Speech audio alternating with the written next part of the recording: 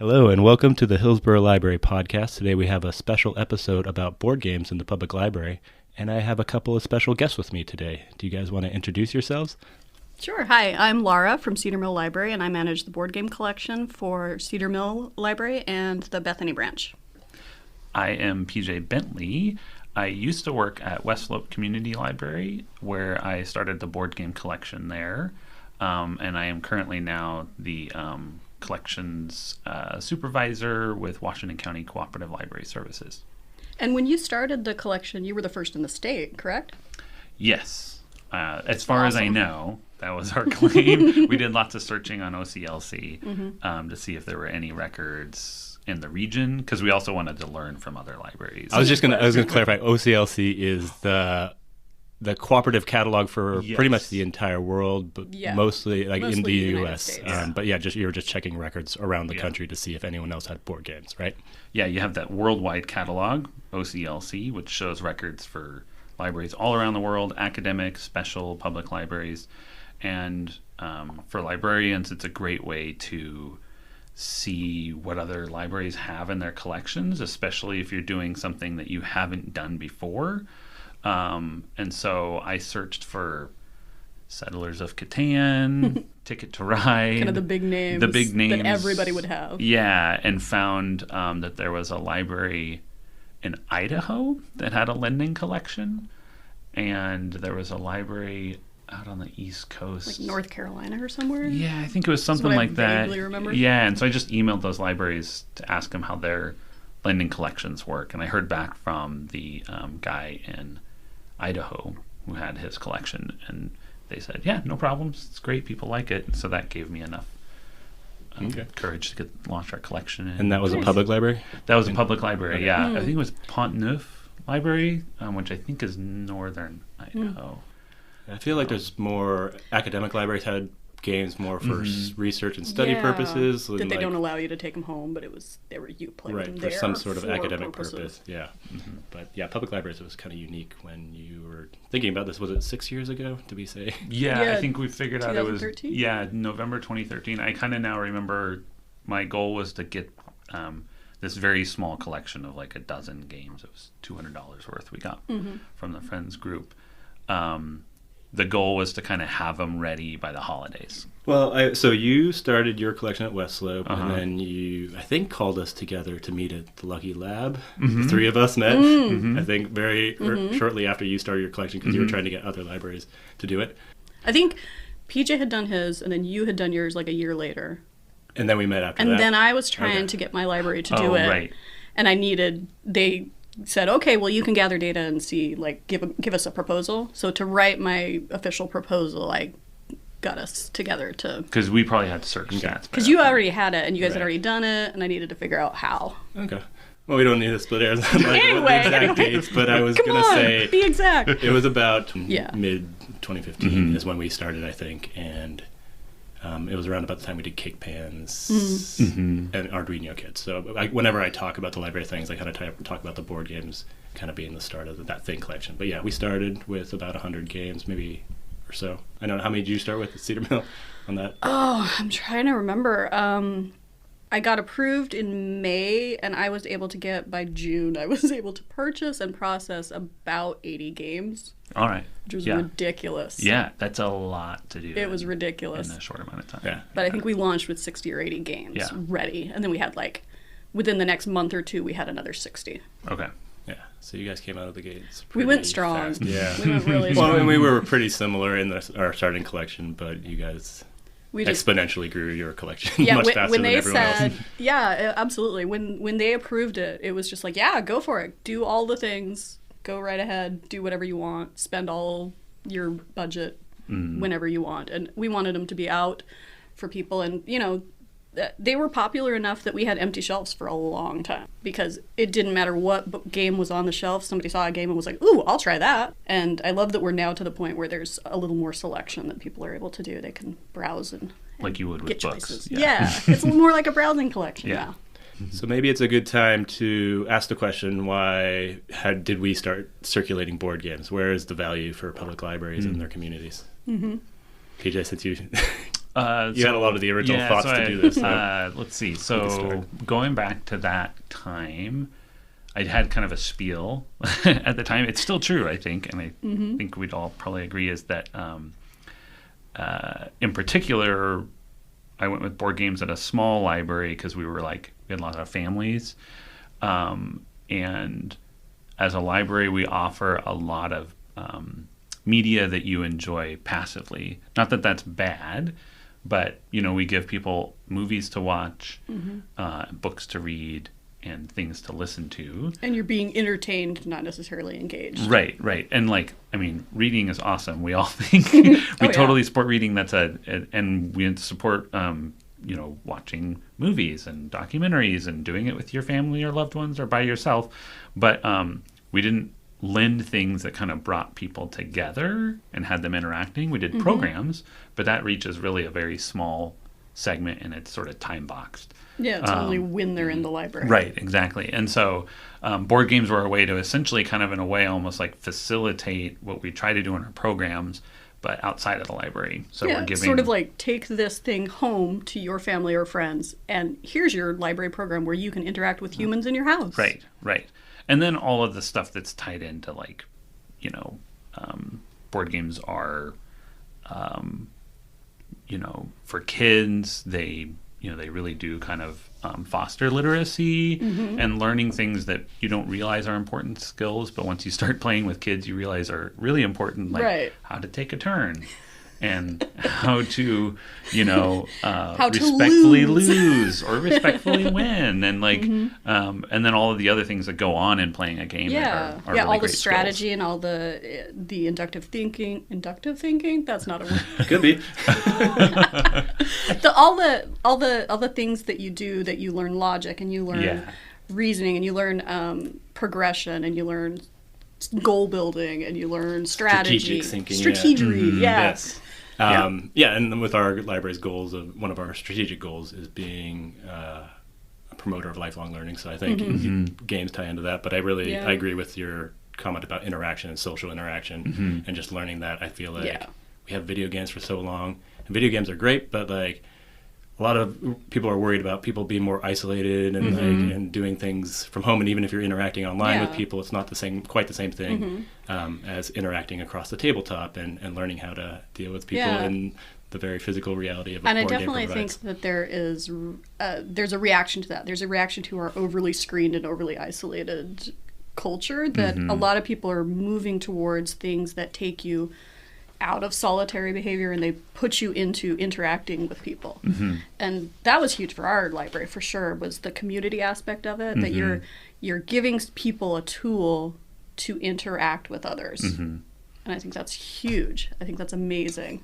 And the other thing that I think when we initially did it, because I had been playing games for a while, once you start doing that, you realize, this is a very expensive hobby. It's the equivalent of, if in the 90s you were like, I really like audiobooks. I'm going to listen to audiobooks all the time. And books on CD cost, $60 each. And I think board games was kind of something similar, where it was the rest of the media we provided was, at this point, not that everybody can just afford to buy everything all the time, but the cost of a ebook or a paperback book, or a DVD or a streaming service are all usually priced in at under $20, often under $10. So people can often take risks on just try this thing. If I don't like it, whatever. Board games are not like that. You can spend $60 on something and then hate it or never get a chance to play it or all that kind of stuff. And so it's just like with the library of things, it's libraries are actually perfectly situated to really do offer a public service in that way, because it's these are really expensive things that you don't want to invest tons of time and money in until you get to try it out. And then if it's something you love, then you are oh yeah, I'll go spend $60 on this. Because I love that it kind of makes libraries this avenue for exploration, that we're the opportunity to be exposed to these things, and they can try it, and then if they love it, they go and they own it, or they just check it out occasionally. I love that we're providing that service for people. I think it's a very exciting thing to be doing. And I always, when I talk about the library of things, including board games, I always talk about that creating a better informed consumer is kind of the way I think of it. It doesn't necessarily replace your need to own something, but you at least can be more wise in how you choose what you choose to buy. It's like you can test drive it before you buy it. Right. I was always, when I started in the board game collection, I was concerned like board game stores would be worried about us taking business away from them. But over time, I've learned that like we create board gamers. We people develop the hobby with us, just like with books. People who come to the library and use books tend to buy more books. It's the same thing with board games. So I haven't had any pushback. Have you guys experienced anything? Absolutely none. I don't think I've gotten a single complaint that we have board games. Okay. I think early on when I was trying to launch the collection, I went to some local businesses and publishers, and it was because it was so new, there was that sort of like, sure, I got some old games donated that nobody was ever going to play. I think you guys had a lot more luck. I also don't think I'm that good at like reaching. Like that's just something I'm not great at. Like I don't know what I do wrong in my approach on that sort of thing. But I think it was a combination of it being kind of new and people assuming like, well, you're just going to like lend our stuff for free, and then nobody's ever going to buy anything. Right, and then realizing that like, well, the model's actually pretty robust. Like as far as like. It seems to prove itself time and time again with everything we lend. Instead of cutting into sales, it just produces new consumers and hobbyists. I think I was lucky that the game store that I approached really got it immediately. And was like, ooh, yeah, what can I do? And is really happy to provide their expertise and their advice. And they are people who genuinely love games. And they're like, yay, more gamers. And they get that once you start, that you're going to just do it more. Okay, so, what about from your library's perspective? So you started PJ, probably not a whole lot of oversight. Did you just get the go-ahead from your director? Or and then also with you, Laura, you said you had to create a proposal for your library. Yeah. So I'd like to hear about kind of how you convinced your libraries to let you do this. Hillsboro and West Slope had both started doing games. So I was the third. So it was not as hard of a sell. It was more that I had to put together a proposal of who would do what and how it would work and more just the logistics of it to get their minds around it. We were lucky enough that I had already done Discovery Kits the year before. Oh, right. And so they were very similar. And I think they were sort of the first library of things at our library. And so I had already done a proposal for that, and we'd worked out the kinks. And then board games was just sort of a natural progression to it. And I loved them so much that I was like, ooh, hey, can we do board games? Can we do board games? Can we do board games? And I just asked several times until I was told, yeah, put together a proposal. That was it. Yeah. Proposal went fine. Proposal and worked with all the different departments who were going to be affected. And then they said, yeah, here, have some money. Yeah, ours was sort of similar. I just got the idea in my head and couldn't not do it once I kind of was like, oh, this would be great. We did not, it was a small library and at the time did not have really we had a mission, but not like a outlined strategic plan. Later we did. And so it was more kind of like making those arguments about that I saw the value in the collection, talking to our director, the advisory board, and then the Friends Group, which is a nonprofit that donates money to the library. And so since it was going to be sort of like an experiment, like a test collection, made a proposal to the Friends Group for a few $100s to seed that collection. I think I even donated a couple games that were kind of like, these would do better in the library's collection than at home on my shelves, and then got a few other donations. And then that collection initially was just going to be like, we'll just have it in the library. People can check them out, play them in the library. But as soon as we did that, like the first day, twice people came up and thought like, I can just check these out and take them home. And that's when it was like, oh, that's what we should do. Yeah, because you were creating a situation where you had to say no to people. Right. Unfortunately. Right. Yeah. And then also just realizing like, oh yeah, well that makes more sense. It makes sense. If I was a patron, I would prefer to be able to take the stuff home. So then it was just what about the pieces and the boxes and all that kind of stuff. And that was when I started really reaching out to the library in Idaho to kind of say, like, how exactly are you doing that part? Because that's the challenge. Because once they go out of your building, it's so much easier for things to get lost and misplaced. And how do you know when it all comes back or not? And when I learned that it was like, it's really not as bad as you think it's going to be, that people, I've been surprised. Yeah, people take care of the games the same way they do at home. Like, you know, some stuff's going to get lost. Most of the time it doesn't. And so once I had that information, then the year after that, after we had kind of started the small collection and put donations in and all that, was when I was able to kind of get a line in our actual collection budget at the library and do it more, treat it like a real collection and not just an experiment. Nice. What about you guys? So Hillsboro had our library. Well, no, this was before our library things, but I know we had a new director who was very interested in trying out new things. Yeah, I can't actually recall too much. There was no formal proposal. There was not a lot of back and forth and me having to make the case. I feel like it was just an okay, go for it. And we started with like 60, 70 games or something like that. So it was a big go for it. But that's a big go for it. Now looking at numbers for where the collection is today, so countywide, I was just pulling this up this morning. So there was 1,743 games under board games. But that's just separate titles. That's not separate items. That's item records. Oh, that's item records? But so it doesn't include... That's not quite right. It made me realize that a lot of things aren't unnecessarily under the collection board game. This is just a collection board game. Beaverton Library does theirs library things. Right, so Beaverton does library Westlake things. started doing easy board games as well. Oh, they did? Okay. Yeah. So the numbers may or may not be off, but it's still a pretty staggering number. So you could add Beaverton on top of that. I only found about 100 of the items to be withdrawn, lost, missing, in repair. So that was a relatively low number. I was expecting to see a lot more things. I mean, me personally, I have maybe about 15, 20 games behind my desk in need of repair. Yeah, and of those item records, I came in about over 1,000 for Cedar Mill. That sound right for your two branches? When I did my last report, it was 1,050 back in September. Right. I think it's jumped about Between 10 now. Yeah. And the libraries that now there's so many, it's great, so many libraries coming online with library of things collections and board game collections like every year. So I think it's Hillsboro, Cedar Mill, West Slope, Beaverton, Sherwood, Garden Home, and then I think Tualatin started a library of things, but I don't know if they have games in it. I feel like they might have a few games. They have like a handful. Okay. And then they're getting into it, I think. Okay. And then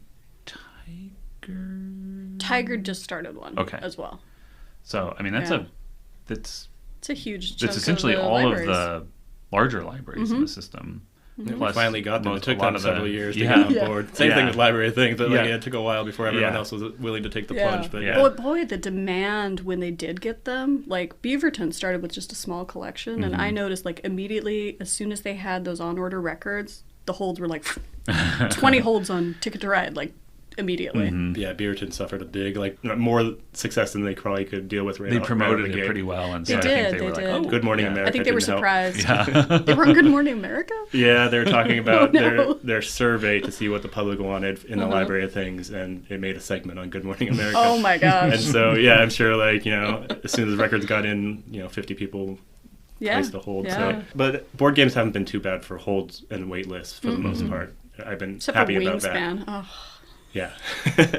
Wingspan. Yeah, every time there's an IT game, whether it's Azul or Wingspan or Terraforming Mars or something, there's always a game that ends up getting like 20 plus people waiting. It gets written up in the New York Times and suddenly everybody wants it. And you can't, and libraries have a hard time even finding a copy to buy. Right. Yeah. Because board games really go out of print in a way that other media don't. I know. Even like popular stuff. So. Well, especially if it's a new game by... I don't remember if Wingspan was a proven publisher or whatever, but I do. I think it was. It's Stonemaier. It's got the little badge thing. Yeah. But I don't think they had to go into a second print run immediately. They didn't expect it to be that popular. Every time I'm at the Lucky Lab, someone's playing it. Played. Have you guys played it yet? No, I'm super jealous. I have a hold on it. I'm waiting. Do you? Yeah. Do you? And I've had staff and patrons play it and tell me about their experience, but it's pretty fun. Yeah. It's pretty fun. It kind of reminds me. Too, so. Yeah. It's like That's what a great board game does. Yeah. It gets you for like the strategic play and all that kind of stuff, but also like the theme really catches you sometimes. Yes, and the pieces are gorgeous. It's just a really well put together game. Right. Well, we're just talking a little bit more about the numbers then. So it's 1,800, 1,900 games in our county system. I think the last time I checked, there was about 1,100 or 1,200 separate titles, and then multiple copies of each of those at different libraries. Right, which is a lot. And it's a lot. I mean, I could go out on a limb and say we probably have the largest publicly circulating collection of games anywhere in the world. I haven't looked. Can we say that? That would be fun. Let's make that claim. We can find what libraries catalog the most games and kind of look at their collections and try to get numbers from their public catalog. That would be That would actually be a fun thing to promote on social media and newsletters because we should find that out.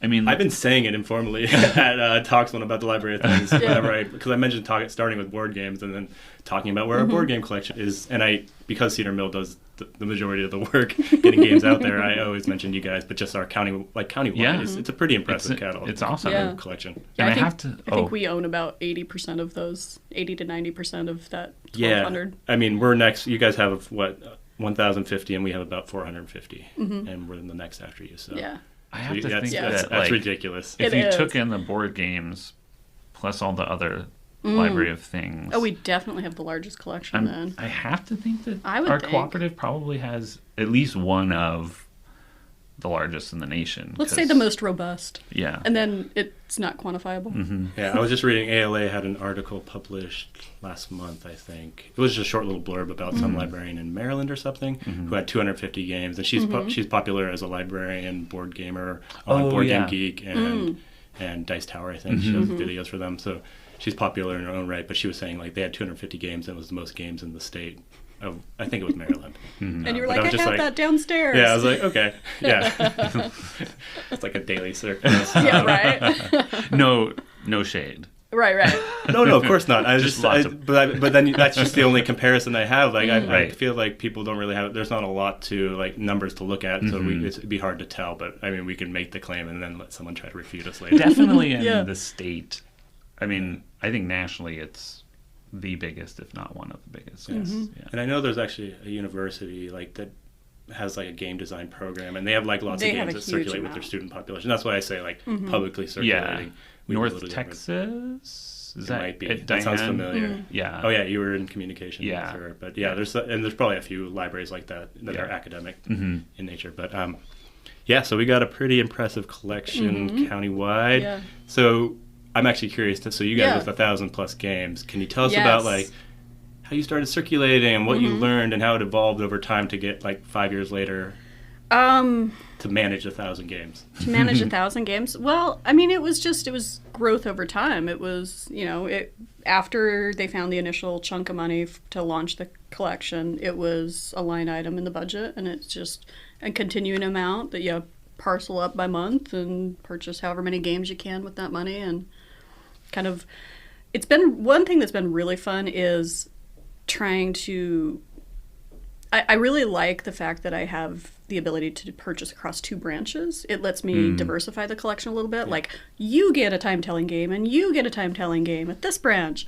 Or you get a STEM game here and you get a STEM game over there. That's a different one. And so it lets me buy different titles instead of duplicates of the same title. Right. Unless it's something that needs to be at both branches. And it's also been fun to see what the tastes are at the different branches, because they're definitely different. What do you do to stay up on titles and reviews? Honestly, the easiest thing to do is just look at what is prominently displayed on Target or Amazon.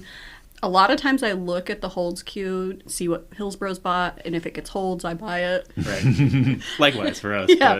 Yeah, I don't know. I just kind of keep my ear to the ground. I listen to a lot of board game podcasts and videos, like the Dice Tower reviews or whoever.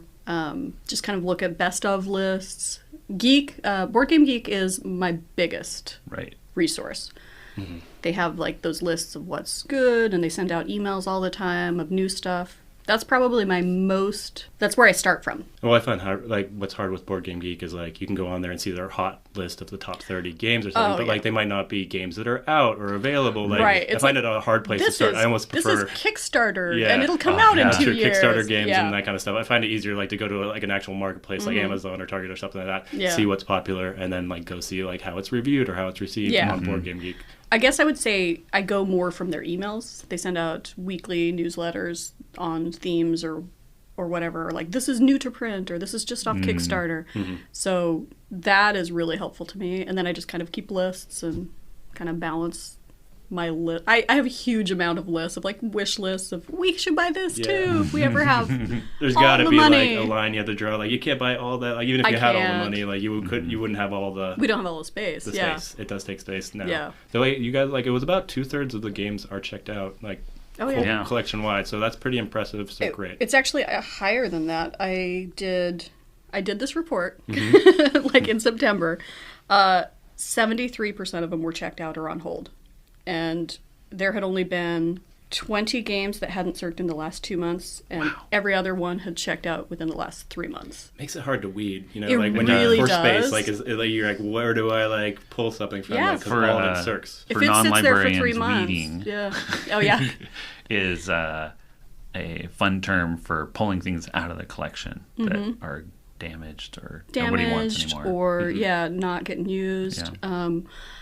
I don't have to feel as bad about it because I have places that can go after that. I transfer them between branches first to see if it'll circ better at another location, and that's worked for several of them that didn't check out. And then after that, I'm able to, I keep it for lost parts for the other copy if I need to, or we actually have a resale shop attached to our library, so we can, if it's still in good shape, sell it there, and if it might find a home there as well.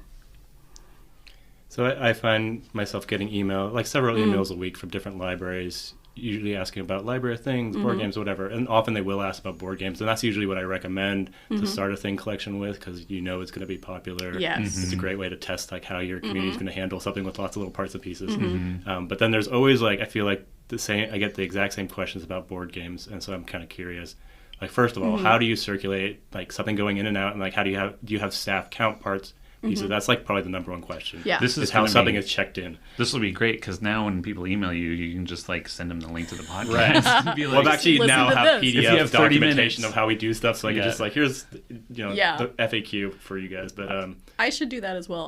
I go back and I find the last time I emailed somebody. That's what I would do. You have to do a custom bespoke email to every person who asks the same question. But thank you, Frank, for emailing.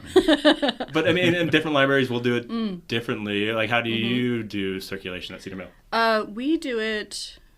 So I kind of try to balance what's the most likely to get all the pieces back and nothing missing versus not make my circulation staff who check it for incoming parts, make them go crazy. So it's somewhere in between there. So inside of the top of each box will be an itemized list of all the bags of things that are inside the box. And every component is bagged, so if there's pawns, there's a label that says 6 pawns, and this bag says 2 dice, and this bag says cards, and whatever. And if it's less than 20 items, then we ask our circ staff to count them. If it's more than that, they don't count. Okay. And so patrons will often tell us if something is missing that does affect the gameplay, but otherwise, if the occasional part isn't there, it usually doesn't affect the gameplay. So we just we have an itemized list, and the circ staff or volunteers who are at the check-in counter check it against that list, make sure everything's there, do the regular process if something's missing, where they call the patron, wait for it to come back, and then they come up to me if they need to get repaired or replaced. I don't know. I've been surprised for the number of games that we have. It's actually a low amount of things that need repair on a weekly basis. Yeah, you don't have a lot in repair for 1,000 games. Well, I just fixed them last Did you do a last big time batch I was of in. them? I did. I did. I usually let a shelf fill up.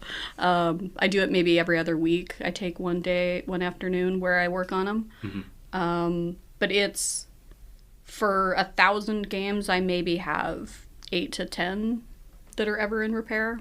It's good. which is small. Yeah, that's really small. Yeah. What it probably means on some level, patrons aren't necessarily counting parts and pieces when they put them back, and like things that aren't essential to gameplay, but you might be missing a few cards. It's just, Right. And yeah, you don't want to see every single one of those necessarily. Like if it's missing a few things and it still plays just fine, I would rather not see it until it is missing something. So we don't. That's part of the reason why we don't count parts or pieces when they come in. We do rely on patrons to let us know when something is essential is missing or it's not working. And if any patron says, I counted the cards, one's missing, I will get it and look at it at that point. But yeah, I try not to have too much interaction with the games unless it's definitely needed, because with this many games, I don't want to see them all coming in at once. I bet you could count it like all the games, like half of them will be missing at least something. I actually want to see all of those. I want things to be, for me, it's about, I want somebody to be able to take a game home and be confident that it's going to be complete and they can play the whole thing. So for me, I would much rather see something if it's missing a part or if it has a bag that needs to get repaired. So I encourage them to send anything up that needs to be.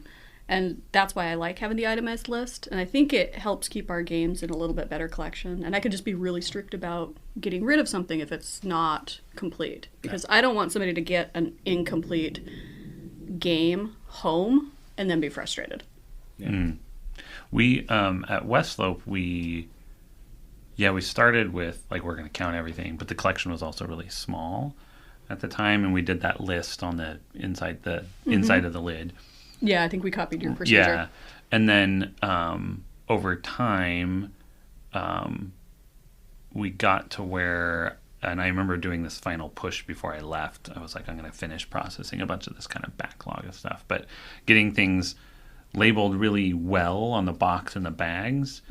And basically, but then we kind of did something similar to Hillsboro. So it's like we did this very detailed like listing and bagging, assuming that will help. Because when you're putting stuff back, if you have an empty bag that says, like, you know, one player turn pawn and it's empty, it's like, oh, we lost this. We need to find it. So it's sort of like almost like a self-regulating system of like, it's like a forced checklist. Like if you have these empty bags, like, or things are wrong, like you'll know it as you're putting stuff away. Yeah, I think it helps patrons too. Yeah. Definitely. And then we had a lot of the volunteers at the library did the check-in, and so then it was like less strict counting and more like kind of a general glance to say like, oh, all the bags, it says it's kind of similar to you, this many bags, and the bags have things in them, that's good enough. And then relying on patrons to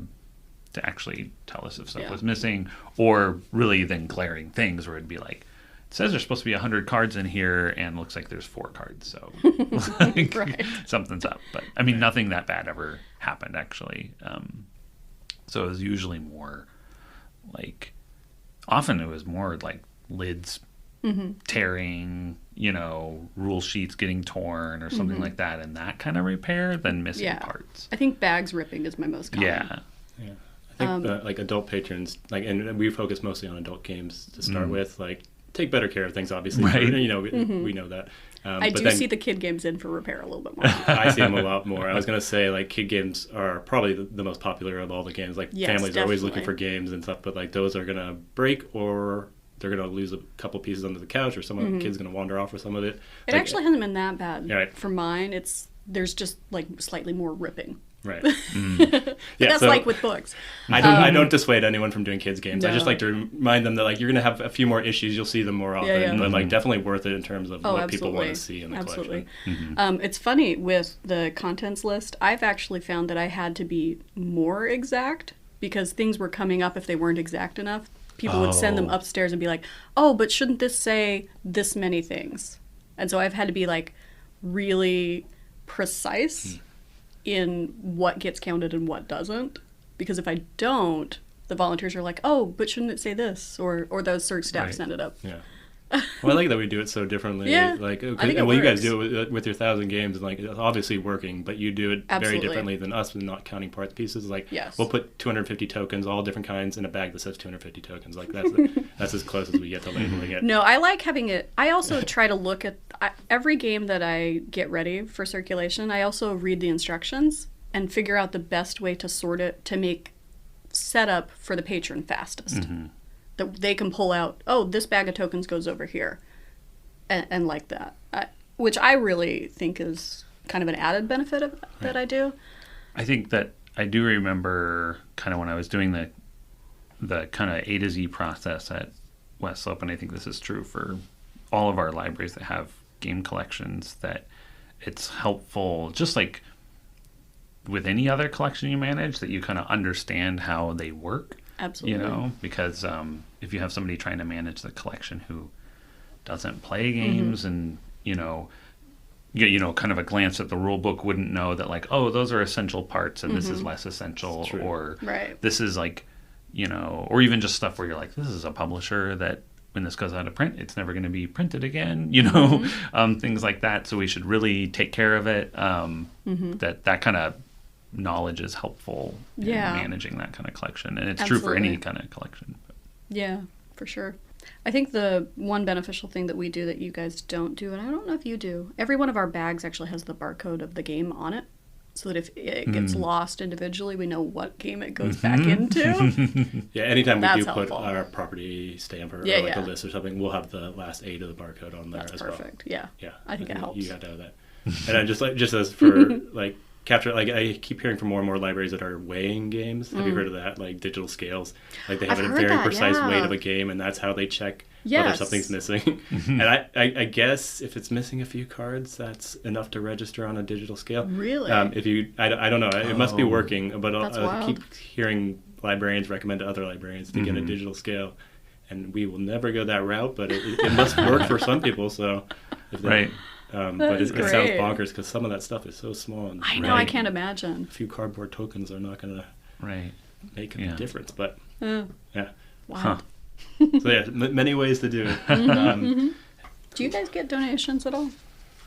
Yeah, too many. Donations is huge with all the things and games and stuff. Yeah. More than we can handle.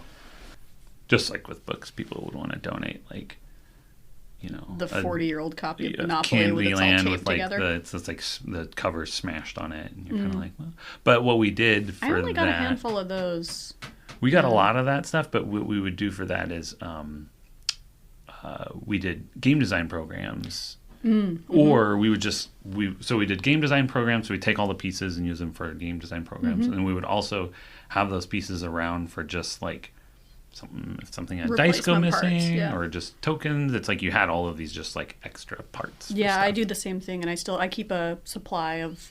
I actually alphabetized my supply recently, where it's if I'm missing a part from Monopoly, I can go in and I've got the M box, and I just grab that replacement part, which has saved my life a lot. Saved a lot of time. We've gotten some amazing donations, though. I think a lot of gamers in our community like see the games and are like, ooh, I don't play this one anymore. Here's this practically brand new copy of this $60 game for you guys. Wow. Awesome. I've gotten some amazing things I've been astonished by. Yeah, same here. Like cake pans and board games, people seem well, if you have something taking up space that you don't use, exactly. Give it to your library. Exactly. Maybe we could start with some of our favorite games over the years since we started board gaming collections. Things like unique to our collections or just personal? I think favorites? Personal. Maybe we could talk about our favorite game, favorite couple games, or favorite type of game if you'd rather do that. Like you have a theme or type of game. Like I like games with minis and figures and those kind of strategy games. Sure, I have a list. Yeah, all right. I did. I woke up early this morning. I was like, what are my favorite games? So my absolute favorite one that I play all the time with my sister is Splendor. And what I love about it is it's got this sort of tiered strategy thing that goes on where you have to collect sets in order to purchase cards in order to get this. It's got this like step-by-step strategy that you have to think several steps ahead, and you have to keep your options open because the other person can affect what you're doing. And I absolutely love it. It's never the same game, and you can use all different kinds of strategies. And it's got the perfect balance of strategy and chance, which is what I love the most in a game. And I never get tired of it. And is it competitive or cooperative game? It's competitive. Oh, you haven't played this? Yeah, we have like 3 or 4 copies, but I haven't actually taken it to the table yet. So yeah, it's competitive, but it is the kind of game that when you get to the end of it, I don't feel like anybody's ever like, oh, I lost, and gets like really upset. It's the kind of game where you play and you're like, ooh, can we play that again? And I want to see if this other strategy that I do works. You always feel kind of like you almost could have won. Yes. Like that seems like the mechanics are just right, so that it's always like you always feel like even if you lose, you were only like 1 or 2 turns away from like winning. Yeah, it's very satisfying in that way, and that you feel like you can look back on your actions and decide what you could have done differently. And I love that it's a satisfying experience to play, not just to win. Like, it's not even about the winning. It's about like, ooh, and I did this and that, and you know, I love the balance of it. I think it's really well done. And you say you play it with your sister? So I play with my sister all the time. 2-player? 2-player is excellent. Okay. That's always good because people do want to know like what's a good 2-player game. Oh yeah, so. I have a list of those. I'm sure you do. Okay. And you can play it with I think up to 4 or 5. I forget which. But the other thing that's fun about it is little kids can pick it up. Like my niece has been assisting or co-playing it since she was 3. You know, and it starts with just handing out the jewel coins at first. And then she advanced to being able to play with somebody. And then she's to the point where she's 7 and she's able to play it on her own and beat us sometimes. Cool. Which is really fun. Side feature. Yeah. What about you, PJ, with your...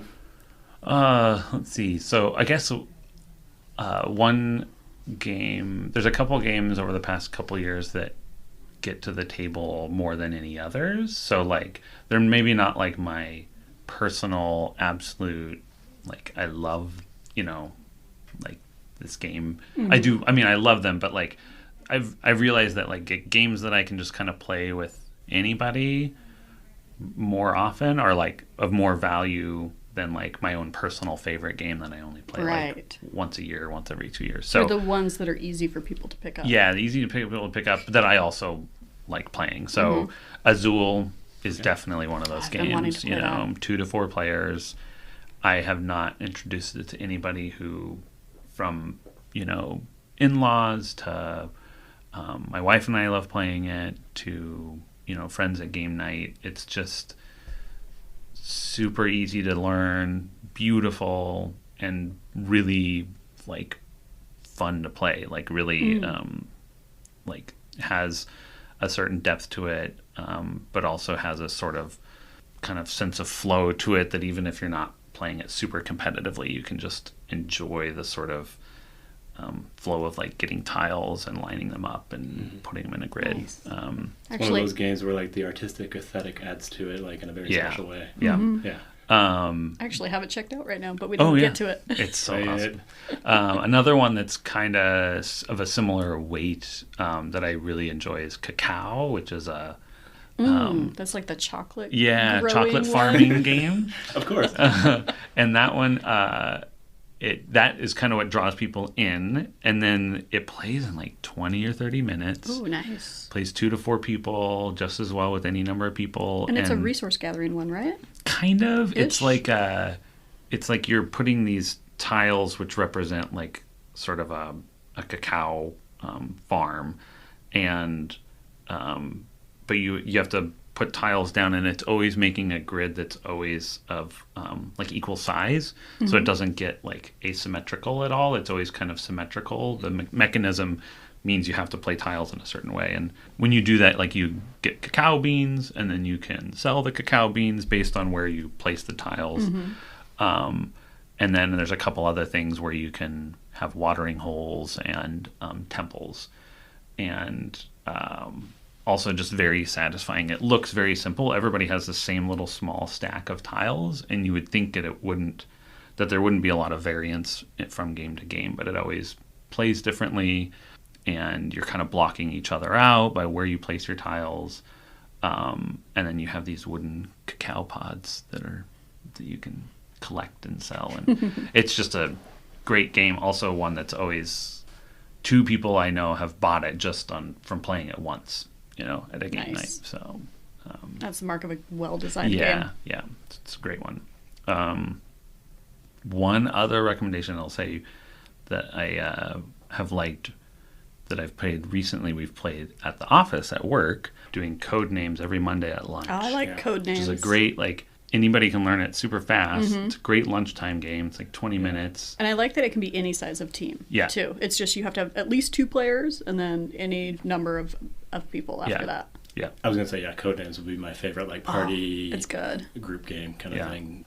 So probably my all-time favorite game, and this could be controversial, is Betrayal at House on the Hill. Oh, yeah? Have you played it? I haven't played it. Is that the one with the ghosts? Well, it's a very perennially, like, it's always popular, right? Yeah. Is it one of those that destroys friendships? No, I don't think so. But yeah, so you explore a haunted house, you discover objects and items and things, and you get hurt or whatever. But then halfway through the game, you reach a point where there's the twist, and one person or someone becomes a betrayer, and the rest like work against them. So it's a cooperative, but then it can be also competitive in that way. And it's really fun, like when it goes well.